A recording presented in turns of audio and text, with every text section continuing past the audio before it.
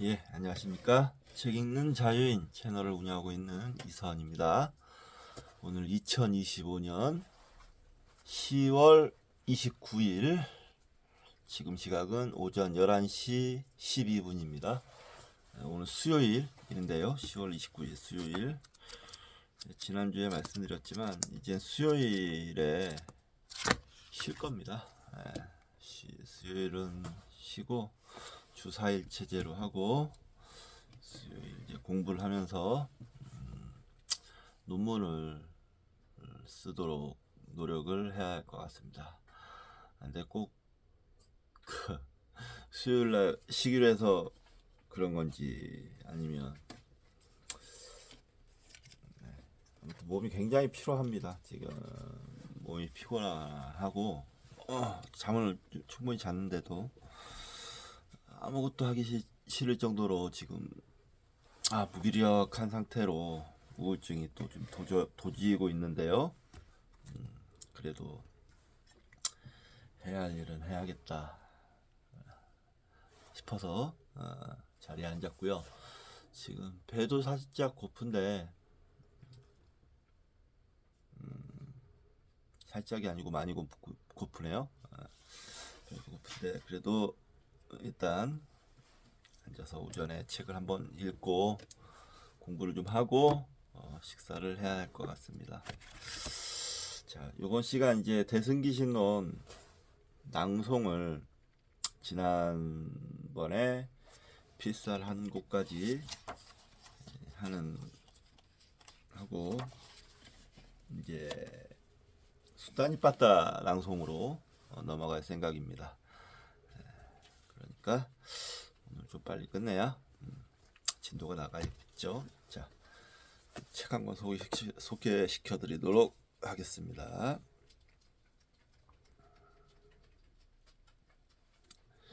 자, 논문 잘 쓰는 방법.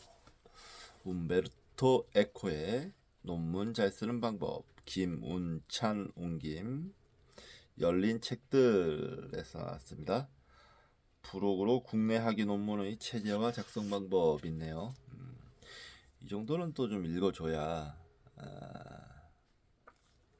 논문을 쓸 준비가 되지 않겠습니까?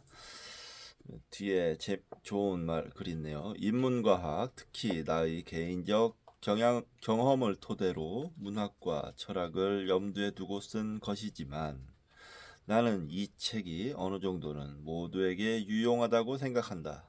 본질적으로 논문의 내용보다는 논문 작업을 준비하는 데 필요한 마음가짐, 그리고 뒤따라야 할 합리적 방법에 대해 말하고 있기 때문이다.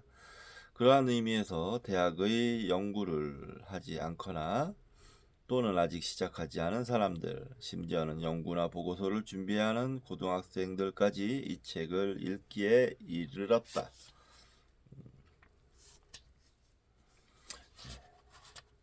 저에게 필요한 책이라는 게 맞는 것 같고요. 책은 굉장히 오래전에 썼어요. 새로운 심판이 1985년이니까 좀 오래됐는데 논문 쓰는데 뭐 크게 그런 뭐랄까요, 얼마나 오래됐느냐 하는 거는 크게 아주 결정적으로 중요할까요? 모르겠네요. 자, 목차 차례 읽겠습니다. 1. 졸업 논문이란 무엇이며 어디에 필요한가? 1-1. 왜 논문을 써야 하며 또 논문이란 무엇인가? 1-2. 이 책에 관심을 가져야 할 사람은 누구인가? 1-3. 논문은 어떻게 졸업 후에도 도움이 되는가? 1-4. 네 가지 명백한 규칙. 2. 테마의 선택. 2-1. 단일 주제 논문인가? 파노라마식 논문인가? 2-2. 역사적 논문인가? 이론적 논문인가? 2-3. 옛날 테마인가? 현대적 테마인가? 2-4. 논문 작성에는 얼마나 시간이 걸리는가? 2-5. 필수적으로 외국어를 알아야 하는가? 2-6 과학적 논문인가 정치적 논문인가. 2-7 지도교수에게 이용당하는 것을 어떻게 피할 것인가. 3. 자료조사. 3-1 출처의 입수 가능성. 3-2 참고 문헌 조사. 4. 작업계획과 카드 정리. 4-1 작업의 가설로서 차례. 4-2 카드와 메모. 5. 원고 쓰기. 5-1 누구에게 말하는가. 5-2 어떻게 말할 것인가. 5-3 인용문. 5-4 페이지 아래의 각주. 5-5 주의사항 함정 관례. 5-6 학문적 자부심. 6. 최종적인 원고 작성. 6-1 서법상의 기준들. 6-2 최종적인 참고 문헌. 6-3 부록. 6-4 차례. 7 결론. 부록으로 이제 국내 학위 논문 체제와 작성 방법이 있습니다. 이거 제가 좀 잘 읽어봐야겠네요. 1. 자료조사. 1-1 도서관. 1-2 참고자료집. 1-3 인터넷. 2. 논문계획서. 2-1 논문계획서의 구성. 3. 논문의 구성. 3-1 표지. 3-2 제목. 3-3 간지. 3-4 표제면. 3-5 학위 논문 제출서 및 인준서. 3-6 감사문. 3-7 차례. 3-8 서론. 3-9 본론. 3-10 결론. 3-11 참고문헌. 3-12 부록. 4. 원고 쓰기. 4-1 표현과 표기법. 4-2 표현의 세부 항목. 4-3 인용. 4-4 주. 4-5 참고 문헌 목록의 작성. 이 책에 언급된 사람들 옮긴이의 말 이렇게 되어 있습니다. 아주 흥미롭고 저에게 대단히 유용할 것 같습니다. 발행일이 1994년이 초판인데 2013년에 증보판 10쇄를 찍었네요. 그만큼 많은 사람들이 찾고 읽었다. 또 보니까 평가도 좋더라. 예. 그래서 저에게 꼭 필요한 책이니까 이게 이 책이 이제 다음 읽을 책입니다. 다음 읽을 책이고 이제 앞으로 3권을 돌아가면서 읽을 텐데요. 이 책과 스스로 깨달은 자 붓다를 읽을 거고요. 이제 논문 체제니까요. 논문 체제로 가기 때문에 그리고 기독교 성서의 이해를 생각을 하고 있어요. 또 한 권은 그러니까 기독교 불교를 교차로 읽어가면서 공부를 할 겁니다.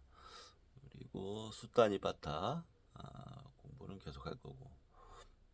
그리고 도마복음에 대해서는 좀 기독교적인 이해가 필요하기 때문에 기독교 거의 기초 공부부터 하는 식으로 하겠습니다. 사실은 예전에 다 읽었던 책인데 다시 한번 읽으면서 인용할 문장들이나 이런 것도 체크해야 되니까 그런 식으로 할 생각입니다. 자, 이번 시간 대승기신론 낭송 50장 증득한 발심 시작하겠습니다. 295쪽입니다. 68 증득한 발심. 증발심은 초지인 정심지부터 보살 구경지인 제10지에 이르러 증득한 발심이다. 이때 어떤 경계를 증득하는 것인가? 진여를 체득하는 것이다. 전식에 의하여 경계가 펼쳐지나 진여를 증득한 수행자는 능소의 분별을 떠나기에 전식에 의해 펼쳐지는 경계가 없다. 오직 진여의 지혜 활동이 있을 뿐이다. 이를 법신이라고 한다. 어렵습니다. 어렵지만 수행을 어느 정도 이 대목은 수행이 좀 어느 정도 들어가신 분들이 이해할 수 있는 그런 대목이에요. 상당히 수준 높은 경지를 얘기하고 있는 겁니다. 발심자 종경심지 내지 보살 구경지 증하경계 소위진여 이의 전식 설위경계 2차 증자 무유경계 유진여지 명의법신. 그 다음 초지 이상의 법신 보살은 한 생각에 십방세계 모든 곳에 이르러 모든 부처님을 공양하고 법을 설해 주실 것을 청하는데 오직 중생들을 깨달음으로 인도하여 이롭게 하고자 하는 것일 뿐 문자에 의지하는 것이 아니다. 혹은 오랜 세월 수행하는 것을 두려워하는 중생을 위하여 수행 단계를 건너뛰어 속히 정각을 이루는 것을 보이기도 하고, 게으른 중생을 위해서는 스스로 무량한 아승직업 동안 수행하여 불도를 이루게 됐다고 이야기하기도 한다. 이와 같은 갖가지 방편과 불가사의한 일을 인연 따라 보일 수 있다. 시 보살 일념 둔 능지 시방 무여 세계 공양제불 정전 법륜 유위계도 이익중생 불의 문자 혹시 초지 속성정각 이위 겁약 중생고 혹설 아어 무량 아승직업 당성불도 이위 해태 중생고 능시 여시 무수방편 불가사의. 그러나 실제로 보면 보살 수행자의 품성을 갖는 자는 근기도 같고 발심도 같으며 증득한 법 또한 같다. 이것을 넘어서는 법은 없다.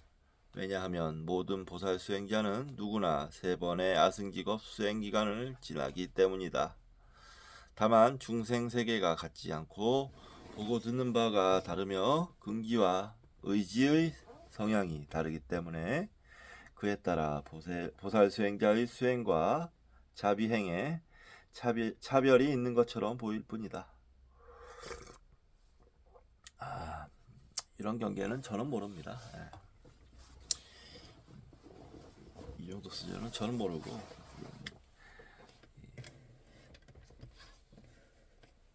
아마도 생각되는 이 저자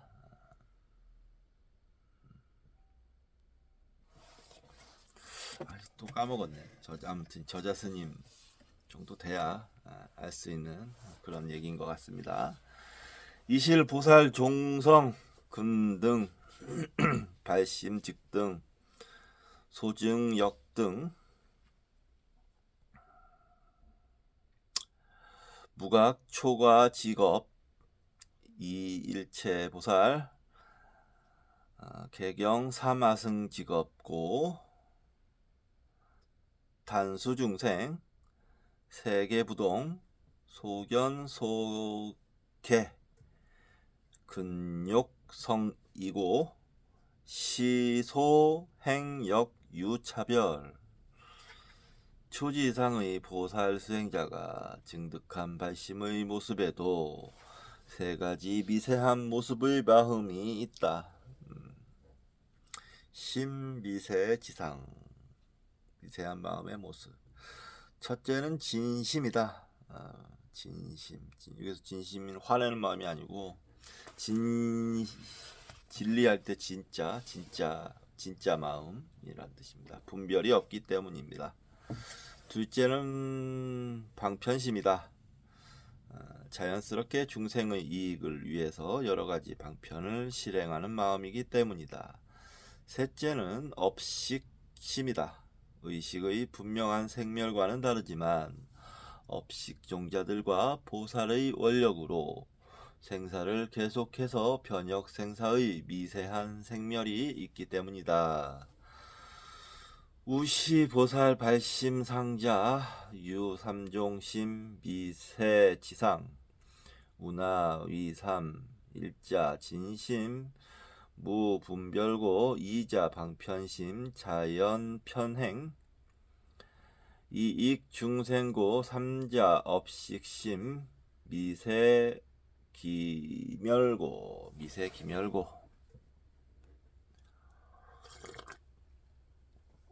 자, 이제부터는 정화스님의 법문입니다. 인연은 세상을 여는 길이며 소통이 이루어지는 길.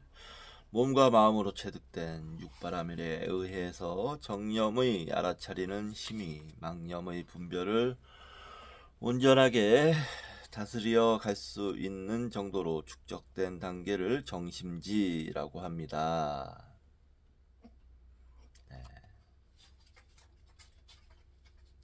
나만의 삶이 없는 것은 아니나 나만으로 한정된 삶으로 인연을 비켜서 있는 나가 없는 줄 알고 알물 보시 등으로 표현할 수 있는 힘이 생긴 단계입니다.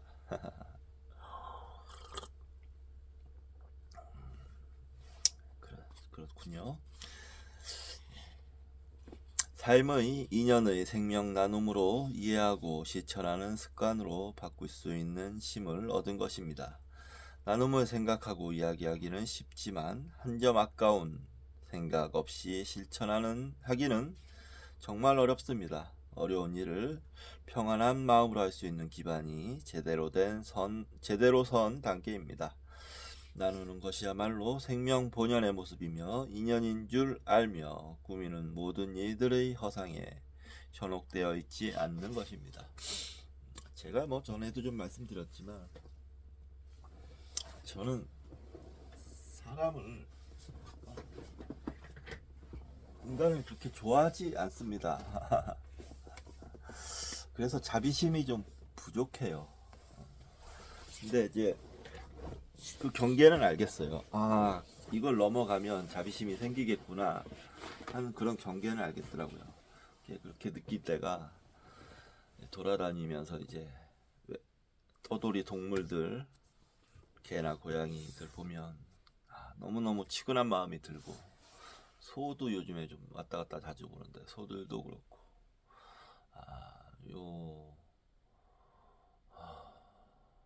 사바세계의 중생들은 참 불쌍한 중생들이 많구나 라는 걸 좀 절절히 느낍니다. 마음이 아프고 그래요. 그래서 생각하기를 내가 어느 정도 공부가 이거지면 자비심도 점점 커지겠구나 하는 생각을 합니다. 옛날보다는 솔직히 마음이 좀 많이 너그러졌어요. 저도 옛날에 비하면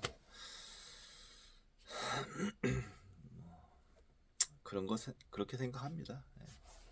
공부해야 되겠죠. 그러니까 진여가 드러나고 있는 생명연대의 인연은 나만으로 너만으로 살 수 있는 근거가 없습니다. 발을 딛고 있는 대지와 숨쉬는 공기 하나도 진여의 포옹과 관대함을 실현합니다. 관대함과 나눔과 포옹 등등이 인간의 덕목으로 나열되지만 그것은 인간의 덕목이 아니라 삶의 본질인 진여의 덕목입니다. 이에 대한 실천이 증득된 진여의 삶이며 깨달음입니다.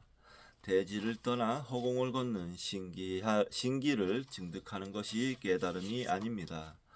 인연밖에 홀로 있을 수 있는 나로 착각하고 인연으로 하나의 생명인 줄을 모르는 인식을 갖고 있으면서 시시때때로 그와 같은 인식 관계를 만들고 있는 전식의 허구를 떠나야 합니다. 그러니까요, 이 시시때때로 자꾸 일어나죠. 그런 생각에 이제 거기에 이제 속고 빠져서 지배 당하다가 다시 정신 차리고 이게 반복되고 뭐 그런 거죠.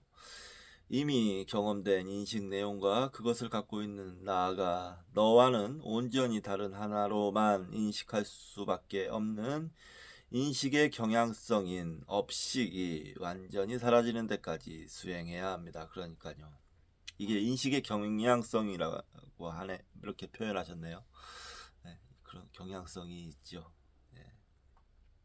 인식하는 나라는 주체가 있기에 인식을 하기 때문에 그런 경향성을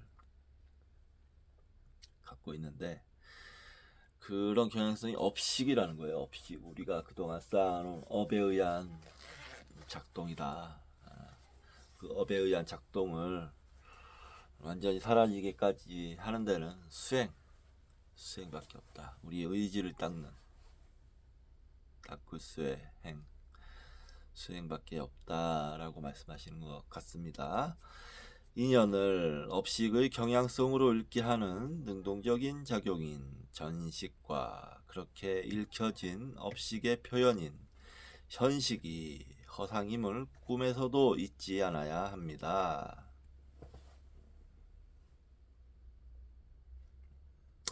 나와 나의 소유를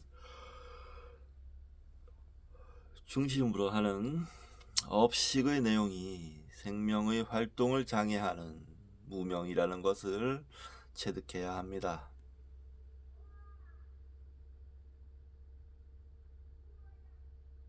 무명의 인식이 사라진 자리에 인연의 생명이 자리함을 보아야 합니다.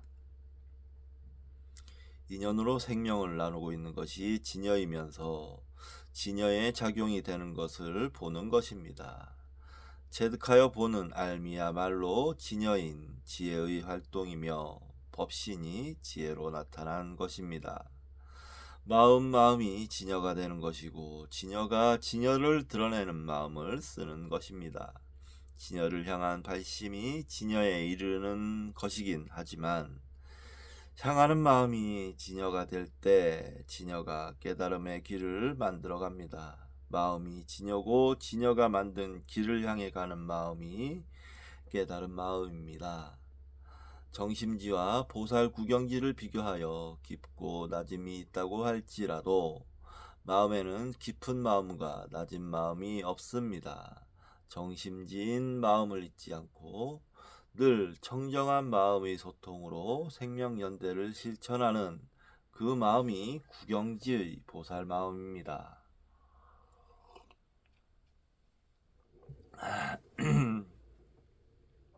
보살의 마음은 구경지에서 끝나는 마음이 아니라 정심지의 마음을 구경으로 갖는 마음입니다. 인연의 소통을 열고 열림 속에 생명의 아름다움을 나누는 인연이 구경의 마음입니다. 보살 초지인 정심지는 마음 한구석에 가끔씩 일어나고 사라지는 나만 아는 마음, 내가 아는 것이 옳다는 마음 등등이 있기도 하여 아직 구경이라고 하지 않을 뿐입니다. 청정한 마음이 나만 아는 마음을 거슬러가는 수고가 아직 남아있기에 깊지 않다고 할 뿐입니다.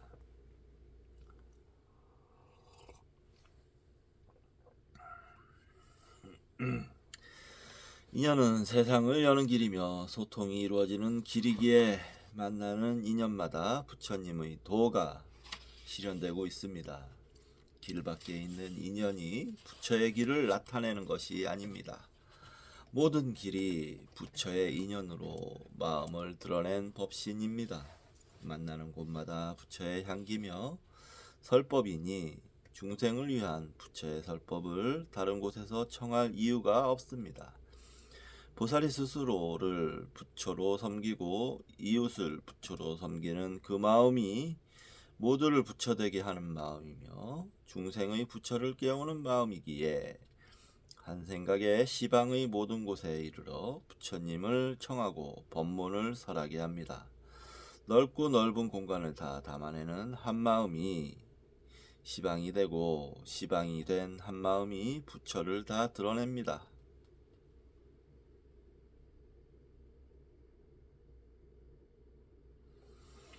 이 마음을 떠나 부처의 길이 따로 없고 법문이 따로 다시 없기에 앉은 자리에서 시방을 넘나들면서 부처님을 뵙고 설법을 청할 수 있습니다. 함께 부처를 이루고 있는 무생명의 언어가 법문이 되고 문자를 넘어서는 침묵도 생명을 담은 언어가 됩니다. 마음이 말이 되고 글이 되어 부처를 나타내는 자리에서 마음과 말과 언어가 하나의 길이 됩니다. 마음 떠난 곳에 문자가 있다면 그것은 문자일 뿐이고 마음이 아니고 마음이 아니라면 평안한 길 또한 뜻이 없습니다. 마음이 있는 곳에 우리네 삶이 있고 삶이 있는 곳에 부처가 있어야 합니다. 삶 떠난 곳에 부처가 있다고 이야기할 수 있지만 생멸 심의 번뇌 속에서도 진여의 불꽃이 사그라지지 않으니 부처가 없는 곳이 없지요. 누구든지 공경받아야 하는 이유입니다.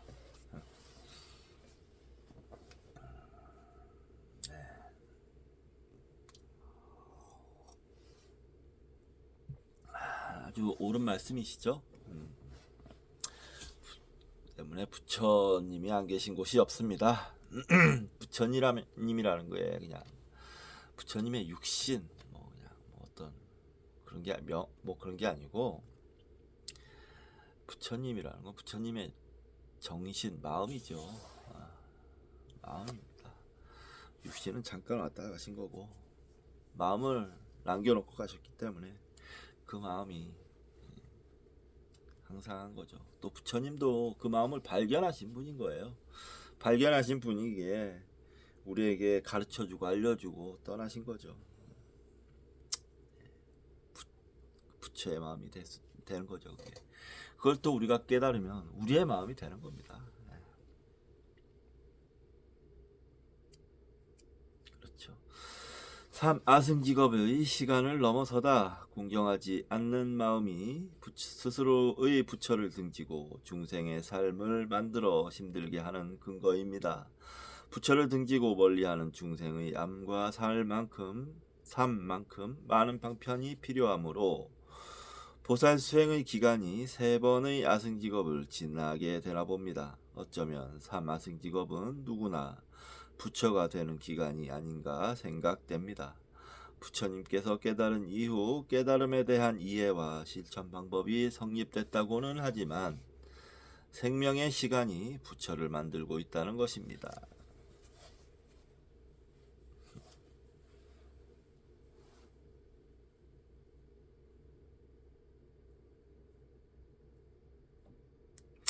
여기 앞에 삼아승직업 이렇게 얘기했는데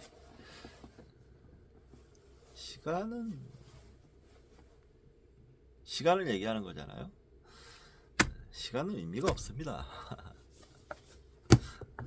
의미가 없어요. 삼아승직업이든 백아승직업이든 천억 아승직업이든 만억 아승직업이든 몇경 아승직업이든 의미가 없습니다. 무슨 의미가 있어요? 시간이라는 건 잘못된 개념일 수도 있어요. 잘못된 개념인 것 같아요. 제가 보기에 이 육체와는 맞지 않는 그런 개념인 것 같아요. 육체가 갖고 있는 존재가 시간을 얘기한다는 건 좀 바보 같아 보입니다. 더 심한 말도 할 수 있지만 그냥 바보 같다는 생각이 듭니다. 시간이라는 건 없다고 보는 게 맞지 않나. 물론 방편으로 우리가 1시간, 2시간, 하루, 이틀, 1년, 2년 방편으로 사용하는 것인데 그 방편이 너무 편리하다 보니까 시간이 있구나 라는 착각을 하는 게 아닌가. 또 역사도 쌓이고 쌓이니까 시간 속에 역사가 있구나 하는 그런 생각을 하는 게 아닌가 라는 생각을 좀 해봅니다. 부처 이전의 생명연대가 부처님의 안목에서 깨어난 것이어서 그렇습니다. 그래서 모든 보살 수행자의 수행기간은 사마승 직업이라는 데서 차이가 없다고 하였겠지요. 보살이 깨닫는 시간이 되기도 하지만 깨달음이 익어가는 시간도 되며 모든 생명들로 하여금 보살이 되게 하는 시간이 되기도 합니다. 그렇지만 시간이 생명의 흐름 밖에 있는 것이 아닙니다. 흐름이 시간으로 나타낼 수는 있지만 기억의 자를 갖지 않는다면 길이가 없어지니 시간조차 없지요. 기억이 시간을 만들고 만들어진 시간을 걸어가다가 그것이 기억을 만들고 시간인 줄 깨우치는 기간이 사마승직업이나 되는가 봅니다. 여기 스님, 정화 스님도 좀 비슷한 맥락의 말씀을 하시는 것 같아요. 제가 이해하기로는. 시간이 시간으로 있을 수 없는 것을 알 때 시간을 넘어선 자리를 볼 수 있습니다. 사마승직업을 넘어선 것입니다. 시간을 넘어선다는 것은 수행으로 쌓인 공덕조차 넘어서는 것입니다. 공덕조차 없는 자리에 들어설 때 보살의 공덕이 완성됩니다. 멋집니다. 이 말씀 이해할 수 있는 분 몇 분이나 됩니까?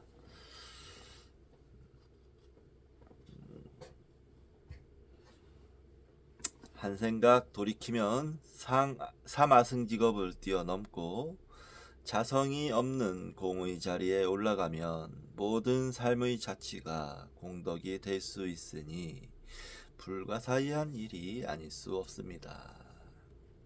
석가모니 부처님의 깨달음으로 불교가 시작됐다고 하지만 무생명들의 생명활동이 깨달음에 근거한 것이라는 데서 보면 생명은 시작부터 깨달음을 나타낸 생명활동이라고 할 수 있겠지요.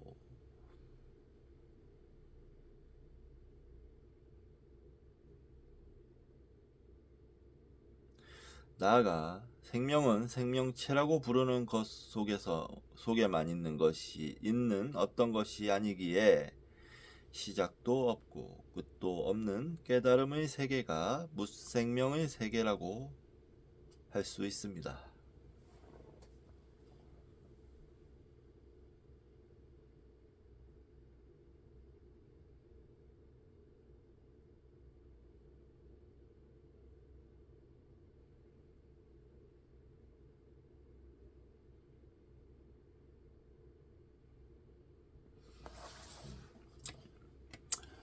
저는 조금 이해하기가 쉽진 않네요. 생명은 생명체라고 부르는 것 속에만 있는 것이 아닌 어떤 것이다. 전 잘 모르겠습니다. 생명이 그런 건지 어쩐 건지 모르겠어요. 저는 부처를 넘어서고 조사를 넘어선 자리에서만이 온전한 깨달음으로 우뚝 설 수 있는 이유도 여기에 있습니다. 모든 보살 수행자의 근기와 발심과 증득된 법이 같은 것은 아니지만 다름 그대로가 부처님과 조사를 뛰어넘는 곳에서 법계의 생명으로 자기 부처를 드러내고 있습니다. 깨달음이라는 이름의 보편성에서 보면 다 같지만 일상의 모든 다름이 깨달음이 된다는 데에서는 어느 것 하나 같다고 할 수 없지요.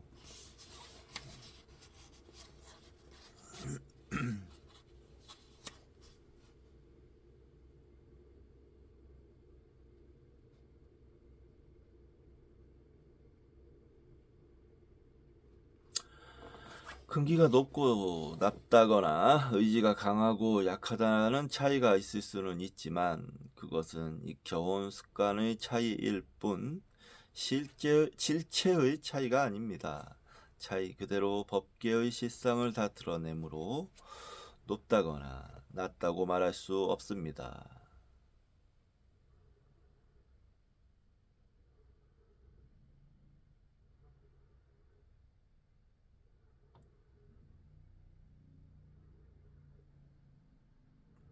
모든 차이 그대로 수행 의지를 담아낼 때 사마승직업을 뛰어넘는 차이가 되어 완성된 깨달음을 드러냅니다.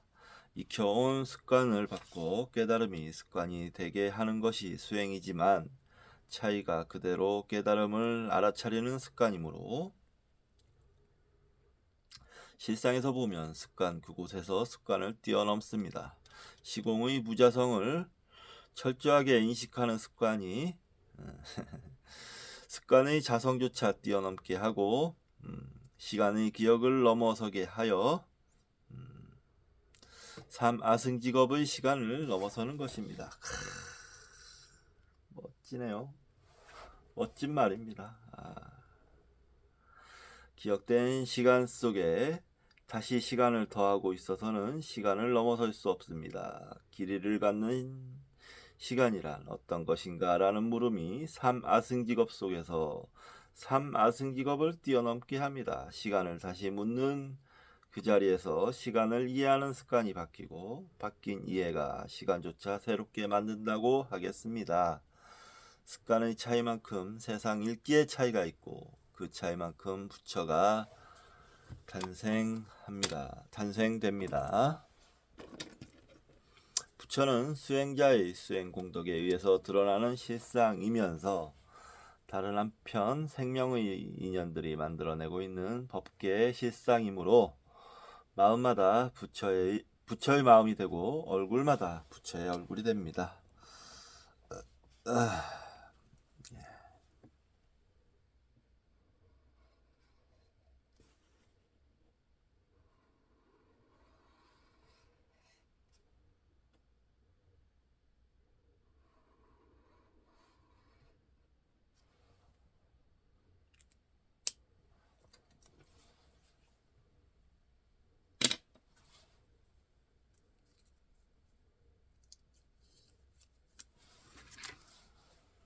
이런 좋은 말씀은 새겨드려야 되겠죠?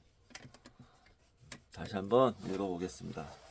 시공의 무자성을 철저하게 인식하는 습관이 습관의 자성조차 뛰어넘게 하고 시간의 기억을 넘어서게 하여 삼아승직업의 시간을 넘어서는 것입니다.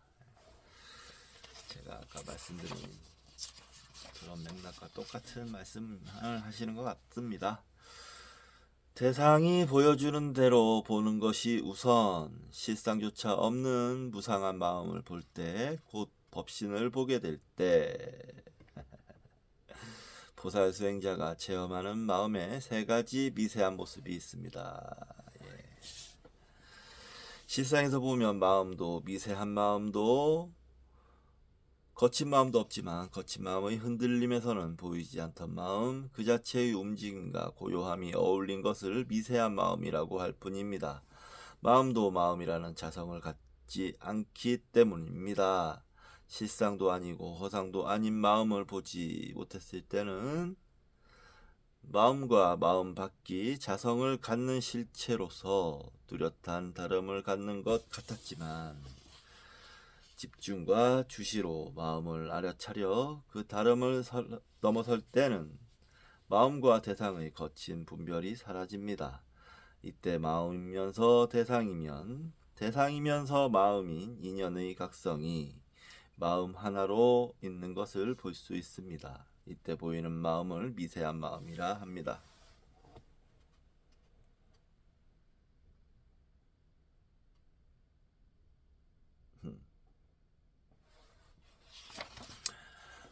인연 안에서 마음의 움직임이 보이고 움직임 속에서 자각하는 알민 움직이는 마음 부동심이 보입니다. 이 마음이 움직이지 않는 마음이 보입니다. 이 마음이 세 가지 미세한 마음 가운데 하나인 진여의 마음, 진심, 진짜 마음입니다. 진짜 마음과 가짜 마음이 아니라 진짜 마음도 가짜 마음도 벗어난 마음입니다. 진여의 마음이 일상의 마음 넘어 있는 것은 아니지만 일상의 마음이 진짜 마음을 다 드러냈다고 할 수는 없습니다. 드러난 마음도 진짜 마음이고 사라진 마음도 진짜 마음입니다.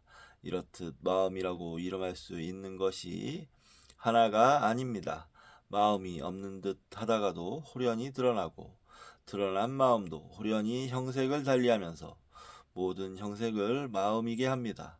형색마다 마음이요 마음마다 형색입니다. 형색도 없고 마음도 없는 것 또한 마음입니다.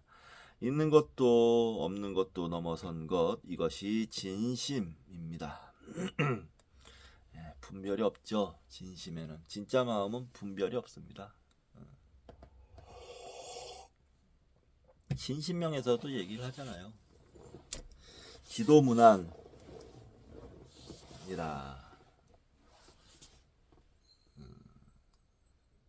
간택유연 맞나요?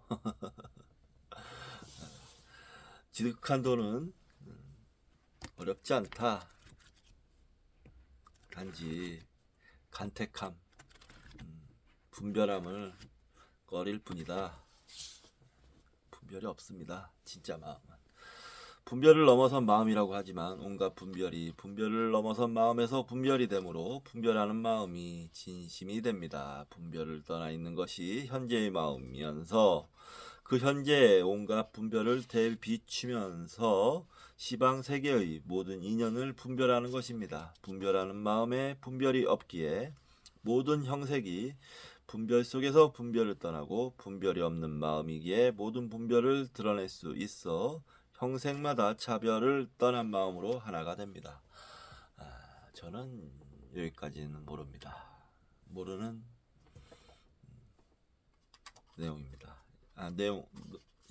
내용이라기보다는 모르는 어떤 실천, 이렇게 실천할 수는 할 정도의 수준은 안 됩니다. 제가 분별을 떠나고 어쩌고 이렇게 하지만 그건 압니다.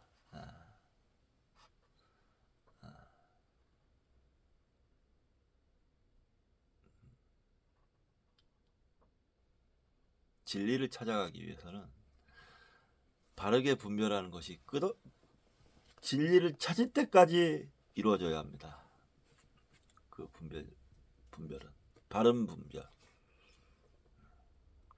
자, 진여심이며 열애장이며 법심이며 라고 하여 중생심과 다른 것처럼 보이지만 중생심이야말로 열애가 사는 마음이며 법신이 깃들 공간입니다. 중생심에서 분별 없는 것이 열애나 법신이 아니라 분별이 하나 된 생명으로 분별이므로 분별이면서 분별인 것이 열애며 법신, 분별이면서 무분별인 것이 열애며 법신입니다. 계속 분별할 수밖에 없죠. 우리가 살아가는데 있어서. 하지만 중요한 건 바르게 분별하더라도 바르게 한다는 거예요. 바르게 분별하는 거예요. 무엇이 옳은지, 무엇이 그른지, 무엇이 맞는지, 무엇이 틀린지 바르게 분별해야지. 그 분별의 끝에 진리가 있을 겁니다. 생명을 다해 드러내고 있는 인연은 그 자체로 분별 속에서 분별을 떠나 있습니다. 그러므로 진심, 진짜 마음이 미세한 마음 가운데 하나입니다. 두 번째는 방편심입니다. 분별 없는 가운데 분별로 나타나는 마음인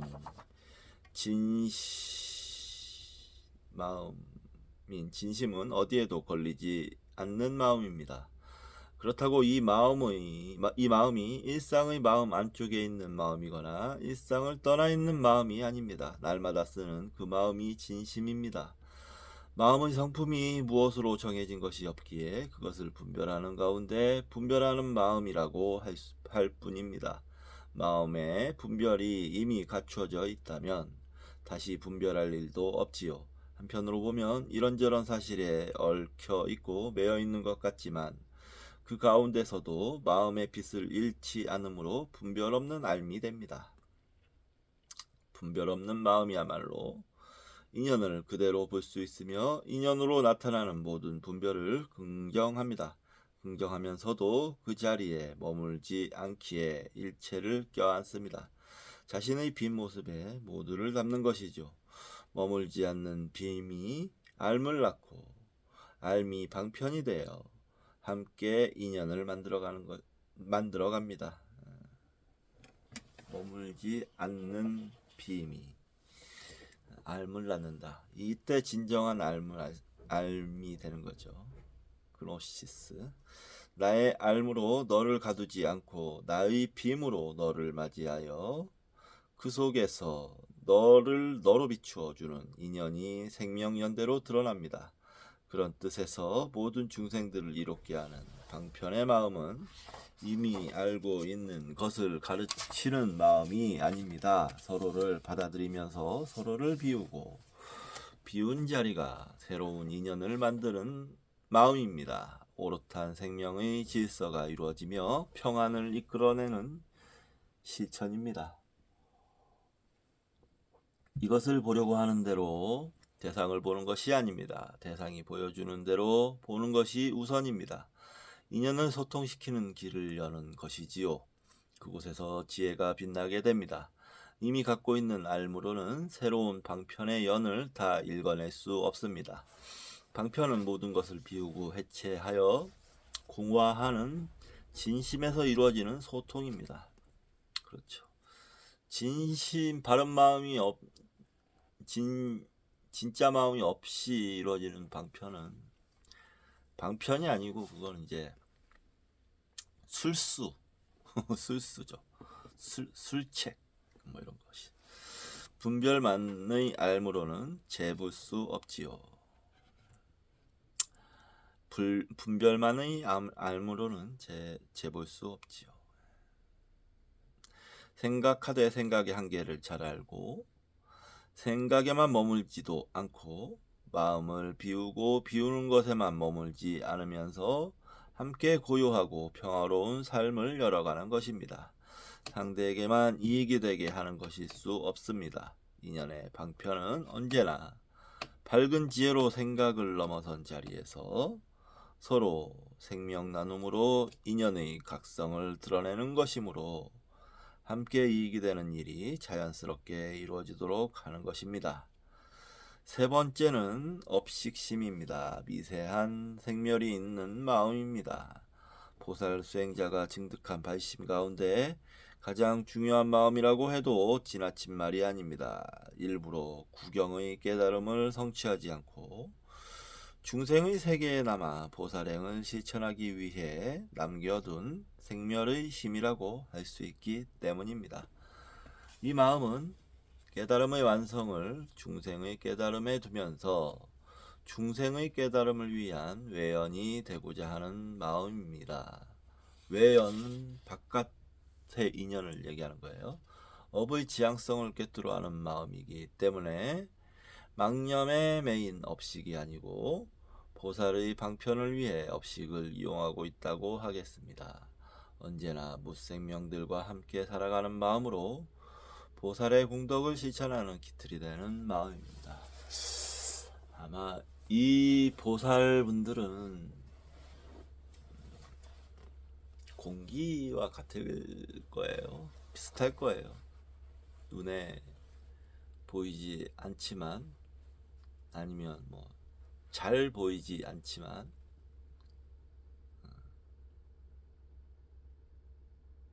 우리를 살리고 생명이 이어질 수 있도록 뒷받침하는 어떤 정신세계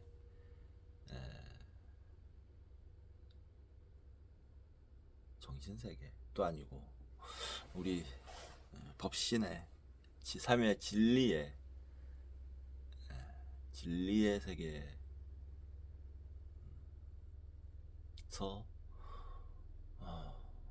계신 분들이라고 할 수 있겠죠. 법신을 증득한 보살 수행자의 처지에서 보면 법식의 미세망상이 훤히 드러나 보입니다. 마음이 어떻게 일어나서 어떻게 머물다 어떻게 사라지는가에 대해 분명하게 깨어 있는 것이죠. 곧 미세한 생사의 흐름을 여실히 지켜보면서도 생사를 벗어나 열반에 들고자 하지 않고 생사 속에서 자비심과 공덕심을 쌓아가는 마음입니다.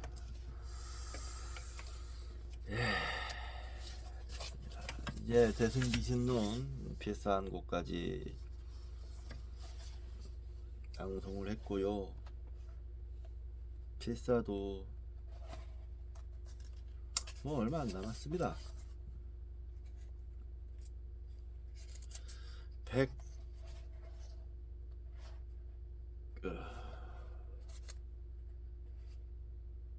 160쪽 정도밖에 안 남았어요. 긴 여행을 하고 있습니다. 아주 긴 여행을. 예, 이번 시간은 이제 여기서 마치도록 하겠습니다. 저는 밥 좀 먹고 쉬었다가 공부를 하고 운동하러 갈지 그냥 쉬었다가 갈지 모르겠지만 체육관을 좀 다녀오는 게 좋을 것 같아요. 몸이 지금 너무 무기력해서 활력을 좀 줄 필요가 있을 것 같습니다. 자, 이번 시간 여기서 마치도록 하겠습니다. 감사합니다.